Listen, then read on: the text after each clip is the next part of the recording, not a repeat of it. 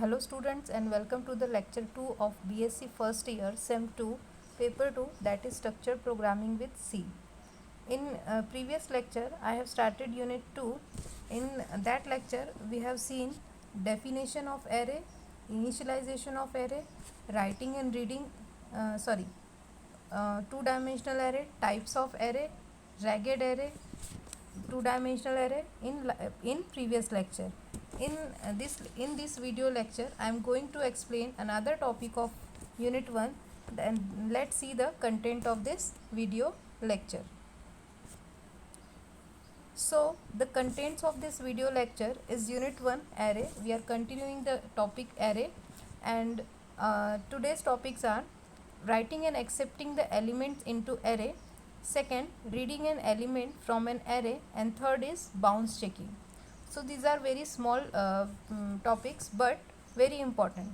So let's see the first topic, writing and accepting the element into an array. So writing accepting element into an array, writing और accepting, ये क्या होता है? Right कर array जब हम बना रहे हैं तो उसके अंदर डेटा कैसे इंसर्ट करना है और उसको एक्सेप्ट कैसे करना है वो हम यहाँ पर आज के वीडियो लेक्चर के अंदर देखेंगे. तो एरे का डेफिनेशन हमने लास्ट इसमें देख लिया है. टाइप्स ऑफ एरे हम ऑलरेडी देख चुके हैं. एरे को हम कैसे डिक्लेयर करते हैं, एरे को हम इनिशियलाइज कैसे करते हैं, ये सारी चीज़ें हमने प्रीवियस लेक्चर में देखी थी. तो आज के इसमें हम देखेंगे कि हम राइट कैसे कर सकते हैं, एरे के अंदर एलिमेंट जो हैं वो इंसर्ट कैसे कर सकते हैं, या फिर एक्सेप्ट कैसे होते हैं एरे के अंदर एलिमेंट्स. तो वन कैन राइट और store element into an array by initialization method. हम already initialization method previous lecture के अंदर देख चुके हैं. वहाँ पर क्या करना होता है, जब हमें एरे इनिशियलाइज करना होता है तब हम क्या करते हैं, एरे को डिक्लेयर करते हैं विद देयर डेटा टाइप और उसके आगे ही करली ब्रैकेट्स में उसकी वैल्यूज़ जो हैं वो इंसर्ट कर देते हैं. जैसे सपोज करो a ऑफ 5 है, int a of 5 then equal to curly bracket में 1 2 3 4 1 2 3 4 5 curly bracket close semicolon. So this is the initialization of array. So हम राइट कर सकते हैं, हम लिख सकते हैं, एरे के अंदर डेटा स्टोर कर सकते हैं बाय इनिशियलाइजेशन मेथड. एक तो ये मेथड हो गया. अब दूसरा मेथड कौन सा होता है? The second method is to accept the values for array at run time using subscript method. अब ये जो इनिशियलाइजेशन था ये कब हो रहा था? जब हम प्रोग्राम डिज़ाइन कर रहे थे उसी समय हम उसके अंदर प्रोग्राम के अंदर वैल्यूज़ जो है वो इंसर्ट कर रहे थे. अब दूसरा मेथड कौन सा है? रन टाइम में यूज़र से वैल्यू एक्सेप्ट करना. तो अभी हम जो देखने वाले हैं ये यही देखने वाले हैं, क्योंकि लास्ट टाइम हमने प्रीवियस लेक्चर में हमने इनिशियलाइजेशन ऑफ एरे देख चुके हैं. इस लेक्चर में हम देखेंगे कि हम कैसे एरे के अंदर वैल्यू इंसर्ट कर सकते हैं रन टाइम में. So by subscript method generally a set of values are accepted through for loop. Generally जो है एरे के अंदर जो वैल्यू इंसर्ट करते हैं हम, एक्सेप्ट करते हैं, राइट करते हैं एरे के अंदर, जब हम वैल्यूज़ जो है इंसर्ट करते हैं तब हम फॉर लूप का यूज़ करते हैं. मोस्टली करके हम फॉर लूप का ही यूज़ करते हैं. Assume one would like to accept 5 values, then one technique is. Suppose करो कि आपको वैल्यूज़ जो है 5 वैल्यूज़ जो है एक एरे के अंदर इंसर्ट करना है. तो आप यहाँ पर आपके पास क्या है, 5 स्टेटमेंट्स आप लिख सकते हो. Scanf bracket open %d ampersand a of 0, a of 1, a of 2, a of 3 and a of 4. तो ये जो 0 1 2 3 4 ये क्या है? सब्सक्रिप्ट है. इसको हम इसलिए बोल रहे हैं सब्सक्रिप्ट मेथड. तो और %d किस लिए यूज़ किया है? For integer value. %d हम लोग किस लिए करते हैं? क्योंकि एरे के अंदर हम कैसी वैल्यूज़ रखने वाले हैं? इंटीजर टाइप की. इसीलिए हमने यहाँ पर %d का यूज़ किया है. और यहाँ पर हमने a of 0 means first position पे, सेकेंड पोजीशन पे, थर्ड पोजीशन पे, फोर्थ पोजीशन पे कौन सी वैल्यूज़ होगी वो हम यहाँ से, क्योंकि हमको 5 वैल्यूज़ इंसर्ट करनी है तो हमारा इंडेक्स कहाँ से शुरू हो रहा है? 0 से, क्योंकि एरे का इंडेक्स हमेशा कहाँ से शुरू होता है? 0 से. So but above method is cumbersome if one would like to accept 50 values. Cumbersome इसलिए कह रहे हैं इसको. कम्बरसम का मतलब यहाँ पर क्या होता है कि बहुत समय लगेगा. अगर 5 वैल्यूज़ है तो आप इजीली इंसर्ट कर पाओगे, लेकिन अगर 50 वैल्यूज़ इस तरीके से इंसर्ट करना पड़ेगा तो it is very time consuming. और आपको कोड, आपका लेंथ भी कोड का बहुत ज़्यादा बढ़ जाएगा। इसीलिए हम यहाँ पर दूसरा मेथड यूज़ करते हैं बाय यूजिंग फॉर लूप। तो एक इसमें आप directly scanf condition, scanf function का यूज़ करके आप वैल्यू इंसर्ट कर सकते हो, और दूसरा मेथड ये है कि आप वहाँ पर फॉर लूप का यूज़ कर सकते हो। तो दूसरा वाला method, the better solution is for is equals to i is equals to 0, I less than 5 and i plus plus and curly braces के अंदर एक बार हमने स्कैनएफ वाली कंडीशन लिखी और ए ऑफ आई। यहाँ पर आई की जो वैल्यू है वो कहाँ से कहाँ तक जा रही है, 0 से 5 तक। इसकी मिनिमम वैल्यू 0 से स्टार्ट हो रही है और मैक्सिमम वैल्यू 5 पर जाकर ये लूप स्टॉप हो जाएगा। तो फॉर लूप हम ऑलरेडी लास्ट सेमेस्टर में हमने देख चुके हैं, जितने भी लूप्स थे, कंट्रोल स्टेटमेंट्स थे, ये हमने प्रीवियस सेमेस्टर में देखा हुआ था। तो इसलिए मुझे ये फॉर लूप में फिर से एक्सप्लेन नहीं करूँगी। यहाँ पर तीन कंडीशंस होती हैं। पहला क्या होता है, इनिशियलाइजेशन, जहाँ पर हमने आई इज इक्वल्स टू 0 लिखा है। दूसरा I less than 5, this is an condition, if condition जिसको हम कहते हैं। और तीसरा क्या है, इंक्रीमेंट। तो हम यहाँ पर एक वैल्यू होने के बाद फिर वो क्या करेगा, लूप में आगे जाएगा, इंक्रीमेंट करेगा। कब तक करेगा इंक्रीमेंट, जब तक कि आई की वैल्यू 5 नहीं हो जाती है। जैसे ही आई की वैल्यू 6 होगी ये लूप स्टॉप हो जाएगा। सो ये दोनों मेथड हम देख रहे हैं यहाँ पर वैल्यू इंसर्ट करने के लिए एरे के अंदर। पहला कौन सा मेथड था, इनिशियलाइजेशन के थ्रू कर सकते हैं। दूसरा मेथड कौन सा देखा हमने, सबस्क्रिप्ट मेथड में। सबस्क्रिप्ट मेथड में भी हमने दो मेथड देखे। पहला, हम डायरेक्टली स्कैनएफ फंक्शन लगाकर वैल्यूज़ इंसर्ट कर सकते हैं, और दूसरा हम फॉर लूप का यूज़ करते हैं। तो जनरली हम जब भी एरे के अंदर वैल्यू डालते हैं हम फॉर लूप का ही यूज़ करते हैं। After that, second topic of today's video lecture is reading an element from an array. अब एरे के अंदर से वैल्यू को एक्सेस कैसे करना है। हमने 10 वैल्यूज़ जो है एरे के अंदर रख दी। अब मुझे 7 नंबर पर जो है वो वैल्यू यूज़ करना है, तो उसके लिए मुझे क्या करना होगा वो हम यहाँ पर अभी देखते हैं। Reading an element from an array.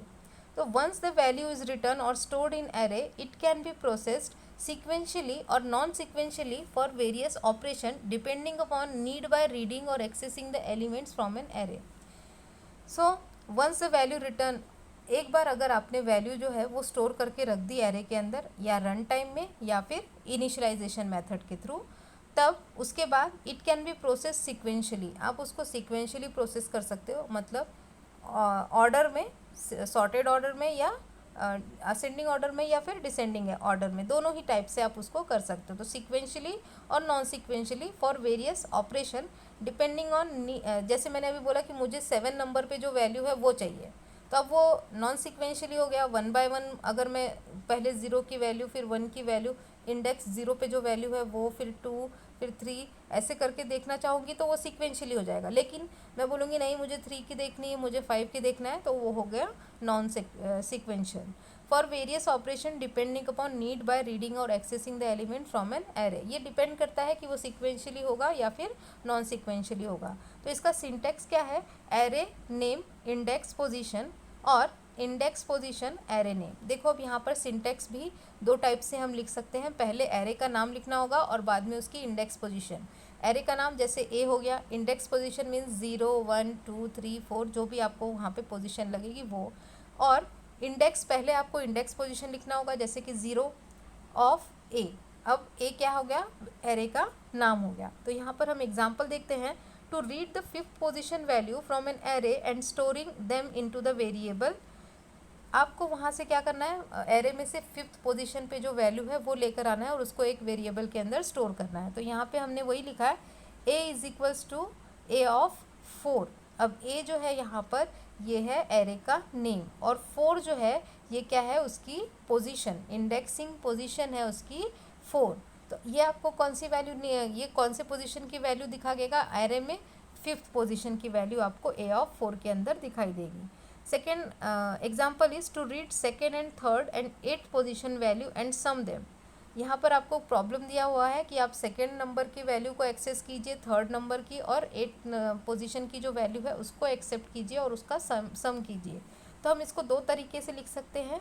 Some is equals to A of 1 plus a of 2 plus a of 7 और 1 ऑफ ए दोनों जो हमने यहाँ पे सिंटेक्स लिखा है उन दोनों में हमने यहाँ पर इसको दोनों ही तरीके से हमने यहाँ पर इसको लिखा हुआ है।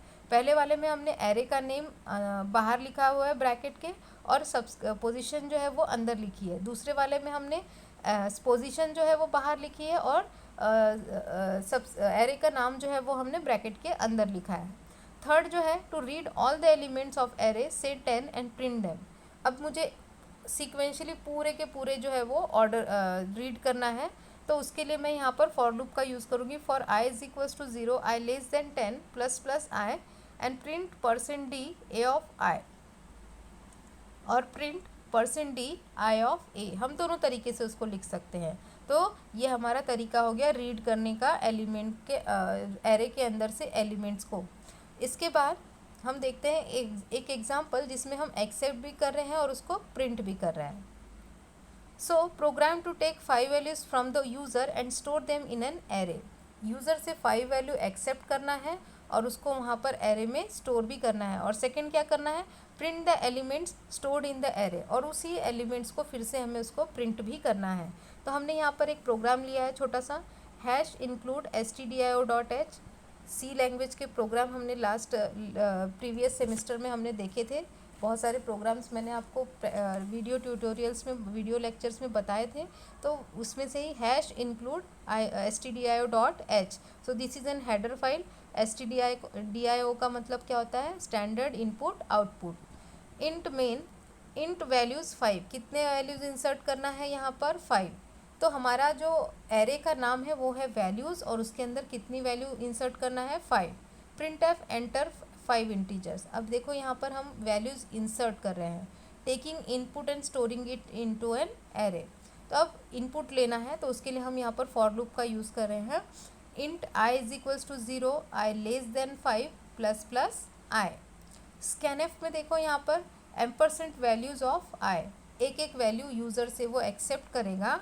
And then print display integer. हमको क्या करना था, यूज़र से 5 वैल्यूज़ जो है एरे के अंदर स्टोर करना था, और वही 5 वैल्यूज़ जो है फिर हमें उसको प्रिंट करना था। तो अब उसके लिए हम प्रिंट करने के लिए कर रहे हैं, for int I is equals to 0, I less than 5 plus plus I. फिर इसके बाद हमने यहाँ पे क्या किया, प्रिंट एफ। अब यहाँ पे print F condition /n values I return 0। तो हमने यूज़र से एक्सेप्ट किया और उसको क्या किया, सिर्फ डिस्प्ले किया। तो enter 5 integer 1 - 3 34 0 3 and displaying integer 1 - 3 34 0 3। तो यहाँ पर हमारे दोनों के एग्जाम्पल मैंने एक साथ बता दिए हैं, writing element into an array and reading element from an array. तो ये दोनों हमारे हो गए। अब लास्ट टॉपिक हमारा इस वीडियो लेक्चर का बचा है, जो कि है बाउंस चेकिंग। सो हम देखते हैं bounce checking. So what is bounce checking. अब बाउंस चेकिंग का सिंपल सा एग्जांपल है कि कई बार हम लोग बैंक में बाउंस चेक के बारे में सुनते हैं। तो वो क्या होता है, सपोज़ करो कि आपने किसी को दे दिया है 5000 का चेक, या फिर 50,000 का चेक आपने किसी को दे दिया है, और वो उसने अपना बैंक जो चेक जो है वो कैश करने के लिए बैंक में डाल दिया। लेकिन आपके अकाउंट में 50,000 रुपीज़ नहीं है, आपके अकाउंट में सिर्फ 49,000 रुपीज़ है। तो क्या हो जाएगा, चेक बाउंस हो जाएगा। तो वैसे ही यहाँ पर एरे में भी हम बाउंस चेकिंग करते हैं, क्योंकि जब हम लिमिट सेट करते हैं उसकी, जब हम उसकी साइज़ सेट करते हैं, तब सपोज़ करो कि हमने साइज़ सेट करते वक्त उसकी रखी थी 10, और हम उसमें वैल्यूज़ इंसर्ट करना चाहते हैं 11, तब वो करेगा क्या, नहीं, क्योंकि वो क्या हो जाएगा, बाउंस चेक करके वो वैल्यू को एक्सेप्ट नहीं करेगा। जितनी हमने उसकी साइज़ दी थी उतने ही वैल्यूज़ को वो एक्सेप्ट करेगा। सो this is the bounce checking concept. Simple, आप बैंक का जो चेक होता है उसके हिसाब से हम, जैसा वहाँ पर वो बाउंस चेकिंग का काम करता है, वैसे ही, जैसे कि आपके अकाउंट में उतने पैसे नहीं है और आपने किसी और को उतने अमाउंट का चेक बना के दे दिया है, जब वो कैश कराने जाएगा तो वो चेक क्या हो जाएगा, बाउंस हो जाएगा। तो if the index was allowed to go out of range, then the result are unpredictable when the program is executed. Therefore cares has to be taken by programmer to ensure that the array indices are within the declared limits।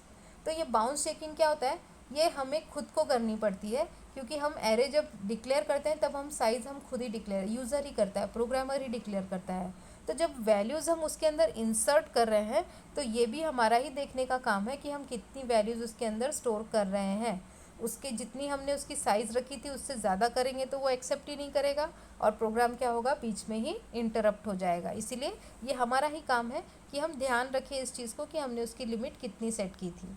So if the index was allowed to go out of range, index को हम out of the range अगर allowed करते हैं जाने के लिए, then it is unpredictable. तो वो कितने भी वैल्यूज़ एक्सेप्ट करेगा, वो कभी ख़त्म ही नहीं होगा। इसीलिए हम क्या करते हैं, उसको लिमिटेड रखते हैं, उसको साइज़ दे देते हैं ताकि हम उसके अंदर लिमिटेड वैल्यूज़ जो हैं वो इंसर्ट कर सकें।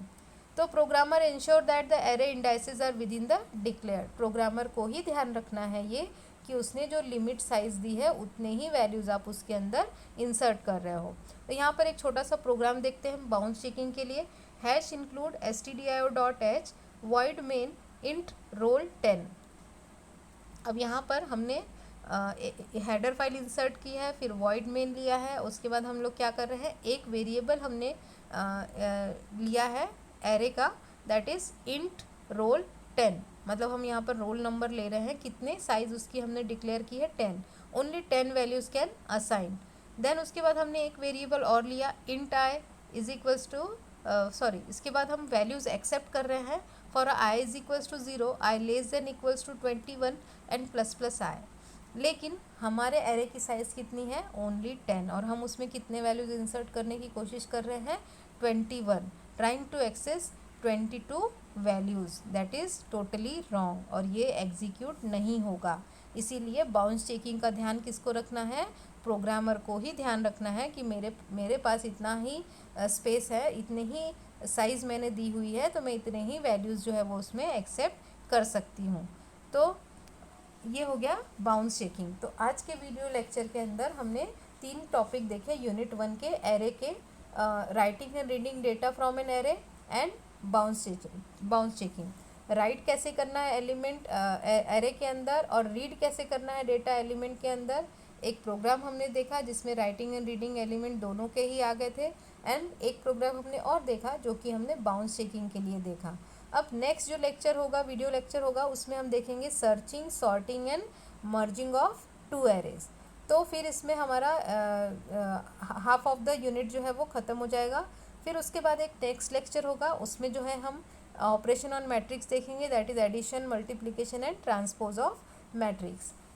तो इसके बाद आज के लेक्चर के बाद जो लास्ट के 2 जो लेक्चर हुए उन दोनों को मिलाकर मैं कुछ असाइनमेंट क्वेश्चंस जो है आपके ग्रुप पर सेंड करूँगी। वो असाइनमेंट क्वेश्चंस जो है वो आपको एक बुक बनाना है और उसके अंदर आपको वो सारे क्वेश्चंस जो है मैं क्वेश्चन दूंगी, आंसर आपको उसके फाइंड आउट करके उसमें लिखना होगा। कुछ MCQs भी साथ साथ में मैं देती जाऊँगी, तो वो भी आपको उसके अंदर करना है।